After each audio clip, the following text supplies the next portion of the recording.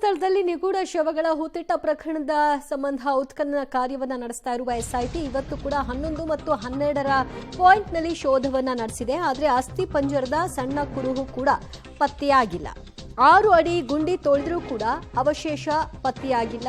ಇಂದಿನ ಅವಶೇಷ ಪತ್ತೆ ಕಾರ್ಯಾಚರಣೆಯನ್ನ ಅಲ್ಲಿಗೆ ಮುಕ್ತಾಯಗೊಳಿಸಿದ್ದಾರೆ. ಇನ್ನು ಒಂದು ಪಾಯಿಂಟ್ ಮಾತ್ರ ಬಾಕಿ ಉಳ್ಕೊಂಡಿದೆ, ಅದು 13ನೇ ಪಾಯಿಂಟ್. ಆ ಕಾರ್ಯಾಚರಣೆ ನಾಳೆ ನಡೆಯುತ್ತೆ. ಅಲ್ಲಿಗೆ ಒಟ್ಟಾರೆಯಾಗಿ ಅನಾಮಿಕ ವ್ಯಕ್ತಿ ತೋರಿಸಿದ 13 ಪಾಯಿಂಟ್ಗಳ ಕಾರ್ಯಾಚರಣೆ ನಾಳೆಗೆ ಮುಕ್ತಾಯವಾದಂತೆ ಆಗುತ್ತೆ. ಈಗ 12ರಲ್ಲಿ ಸಿಕ್ಕಿದ್ದು ಒಂದೇ ಕಡೆಯಲ್ಲಿ, ಅದು 6ನೇ ಪಾಯಿಂಟ್ನಲ್ಲಿ. ಅದು ಕೂಡ ತಲೆಬುರುಡೆ 12 ಮೂಳೆಗಳು ಬಿಟ್ಟರೆ ಹೊರತಾಗಿ ಏನೂ ಇಲ್ಲ. ಇನ್ನುಳಿದ ಎಲ್ಲ ಪಾಯಿಂಟ್ಗಳು ಕೂಡ ಕಳೆಬರಹ ಸಿಕ್ಕಿಲ್ಲ ಅನ್ನುವಂತಹ ರಿಪೋರ್ಟೇ ಲಭ್ಯವಾಗ್ತಿದೆ. ಮುಂದುವರೆದಂತಹ ಪ್ರಕ್ರಿಯೆ ಏನಾಗುತ್ತೆ ಅನ್ನೋದು ಸದ್ಯದ ಕುತೂಹಲ. ಈಗ 13ಕ್ಕೆ ಮುಗಿಸ್ಕೊಳ್ತಾರಾ, ಇನ್ನೂ ಹೆಚ್ಚುವರಿಯಾಗಿ ಆತನಿಗೆ ಏನಾದರೂ ಆಪ್ಷನ್ಗಳನ್ನು ಕೊಡಲಾಗತ್ತಾ, ಏನು ಮಾಡ್ತಾರೆ?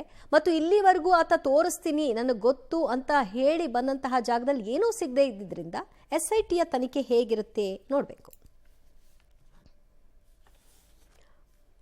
ಮತ್ತಷ್ಟು ಮಾಹಿತಿ ಕೊಡ್ತಾರೆ ನಮ್ಮ ಪ್ರತಿನಿಧಿ ದೀಪಕ್ ಜೈನ್. ದೀಪಕ್, ಇವತ್ತು 11 ಮತ್ತು 12ರ ಕಾರ್ಯಾಚರಣೆಯನ್ನು ನಡೆಸಲಾಯಿತು. ಅಲ್ಲಿ ಎಷ್ಟು ಅಡಿ ಗುಂಡಿಯನ್ನ ತೆಗೆದಿದ್ರು ಮತ್ತು ಸಣ್ಣ ಕುರುಹು ಕೂಡ ಲಭ್ಯವಾಗ್ಲಿಲ್ವಾ? ಈಗ ಮುಂದಿನ ನಡೆ ಏನು SITಯದು? ದಿವ್ಯಜ್ಯೋತಿ, ಇವತ್ತು ಬೆಳಗ್ಗೆ 11 ಗಂಟೆ ಸುಮಾರಿಗೆ ಈ ಒಂದು ಪ್ರೊಸೀಜರ್ ಆರಂಭ ಆಗಿರುವಂಥದ್ದು. ಎಂದಿನಗಿಂತ ಇವತ್ತು ಒಂದು ಅರ್ಧ ಗಂಟೆ ಬೇಗನೆ ಮಾಡಿದ್ದಾರೆ.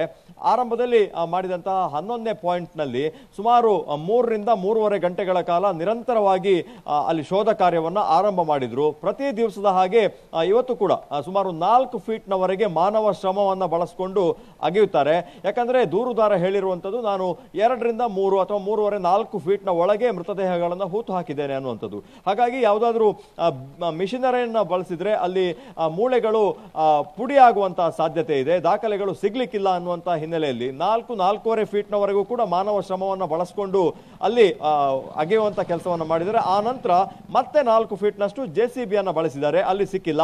ಮಧ್ಯಾಹ್ನ ನಂತರ ವಿಪರೀತ ಮಳೆಯ ನಡುವೆ ಈ ಒಂದು ಪ್ರೊಸೀಜರ್ ನಡೆದಿರುವಂಥದ್ದು. ಇಲ್ಲೂ ಕೂಡ 2 ಗಂಟೆಗಳ ಕಾಲ ಅಲ್ಲಿ ಉತ್ಖನನ ಮಾಡುವಂತಹ ಕೆಲಸವನ್ನ ನಡೆಸಿದ್ರು ಕೂಡ ಯಾವುದೇ ಮೂಳೆಯ ಕುರುಹುಗಳು ಸಿಕ್ಕಿಲ್ಲ. ಈಗ ಎಲ್ಲರ ಕೇಂದ್ರ ಬಿಂದು ಆಗಿರುವಂಥದ್ದು 13ನೇ ಪಾಯಿಂಟ್. ನಾವು ನೋಡಬಹುದು, ಕಳೆದ 1 ವಾರದಿಂದ ಶಸ್ತ್ರಸಜ್ಜಿತ ಪೊಲೀಸರು ಇಲ್ಲಿ ಶಿಫ್ಟ್ ನಲ್ಲಿ ಕೆಲಸವನ್ನ ಮಾಡ್ತಾ ಇದ್ದಾರೆ. ನಾವು ನೋಡಬಹುದು, ಅವರು ಮಳೆ ಬಿಸಿಲು ಗಾಳಿ ಏನೇ ಇದ್ರೂ ಕೂಡ ಅವರು ನಿರಂತರವಾಗಿ 13ನೇ ಪಾಯಿಂಟ್ಗೆ ಸೆಕ್ಯೂರಿಟಿಯನ್ನ ಕೊಡ್ತಾ ಇರುವಂಥದ್ದು. ಬಹಳ ದೊಡ್ಡ ಒಂದು ಏರಿಯಾ ಇದು. ಈ ಏರಿಯಾದಲ್ಲಿ 10ಕ್ಕಿಂತ ಹೆಚ್ಚು ಮೃತದೇಹಗಳನ್ನು ಹೂತು ಹಾಕಿದ್ದೇನೆ ಅನ್ನುವಂಥ ಒಂದು ಹೇಳಿಕೆ, ಅದರ ಜೊತೆಗೆ ಬೇರೆ ವಕೀಲರುಗಳು ಈಗಾಗಲೇ ಹೇಳಿಕೆ ಕೊಟ್ಟಿರುವಂಥದ್ದು. ಇಡೀ 13 ಪಾಯಿಂಟ್ನಲ್ಲಿ ಅತಿ ಹೆಚ್ಚು ಮೃತದೇಹಗಳು, ಮೂಳೆಗಳು, ತಲೆಬುರುಡೆಗಳು ಇಲ್ಲೇ ಸಿಗ್ತವೆ ಅನ್ನುವಂಥದ್ದು. ಹಾಗಾಗಿ ಎಲ್ಲರ ಕುತೂಹಲದ ಕೇಂದ್ರ ಬಿಂದು ಆಗಿರುವಂಥದ್ದು 13ನೇ ಪಾಯಿಂಟ್. ದಿವ್ಯ ಜ್ಯೋತಿ, ನಾಳೆ ಬೆಳಗ್ಗೆ 10:30 ರಿಂದ 11 ಗಂಟೆಯ ನಡುವೆ ಈ ಭಾಗದಲ್ಲಿ ಉತ್ಖನನ ಪ್ರಕ್ರಿಯೆ ನಡೀತದೆ. ಒಟ್ಟು 13 ಪ್ರಕ್ರಿಯೆಗಳಲ್ಲಿ ಎಲ್ಲರ ದೃಷ್ಟಿ ಇರುವಂತದ್ದು ಇದೇ ಜಾಗದಲ್ಲಿ. ನಾವು ನೋಡಬಹುದು ದೃಶ್ಯಗಳಲ್ಲಿ, ನೇತ್ರಾವತಿ ಸ್ನಾನಘಟ್ಟದ ಪಕ್ಕದಲ್ಲೇ 1ನೇ ಪಾಯಿಂಟ್ ನಲ್ಲಿ ಈ ಹಿಂದೆ ನಡೆದಂತಹ ಪ್ರಕ್ರಿಯೆ ಅದು ಕಣ್ಣಿಗೆ ಕಾಣ್ತಾ ಇರಲಿಲ್ಲ ಸಾರ್ವಜನಿಕರಿಗೆ ಮತ್ತು ಮೀಡಿಯಾಗಳಿಗೆ. ಆದರೆ ನಾಳೆ ನಡೆಯುವಂತಹ ಒಂದು ಕಾರ್ಯಾಚರಣೆ ಏನಿದೆ ಅದು ಎಲ್ಲರಿಗೆ, ಸಾವಿರಾರು ಜನ ಬಂದು ನಿಂತರೂ ಕೂಡ ನೋಡುವ ರೀತಿಯಲ್ಲಿದೆ.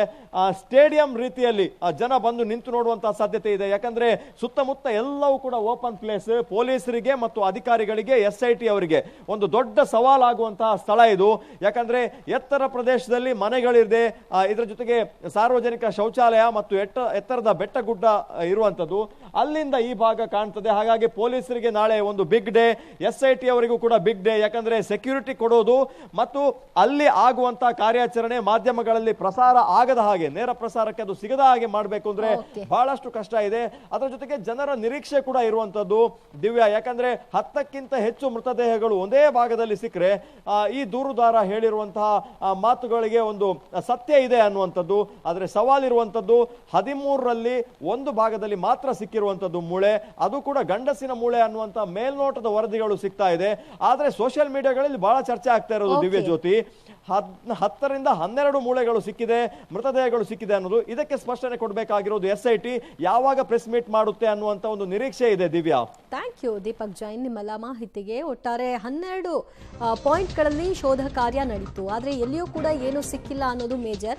ಪಾಯಿಂಟ್ 6ರಲ್ಲಿ ಪುರುಷನ ಕಳೆಬರಹ ಸಿಕ್ಕಿತ್ತು. ಧರ್ಮಸ್ಥಳ ಠಾಣೆಯಲ್ಲಿ ದಾಖಲಿಸಿದ ಯುಡಿಆರ್ ಎಸ್ಐಟಿಗೆ ಈ ಒಂದು ಯುಡಿಆರ್ನ ಎಸ್ಐಟಿ ಧರ್ಮಸ್ಥಳ ಠಾಣೆಗೆ ಶಿಫ್ಟ್ ಮಾಡಿದೆ. ಎಸ್ಐಟಿ ತನಿಖೆಗೆ ಆದೇಶಿಸಿದ್ದಾರೆ ಡಿಜಿ ಸಲೀಂ.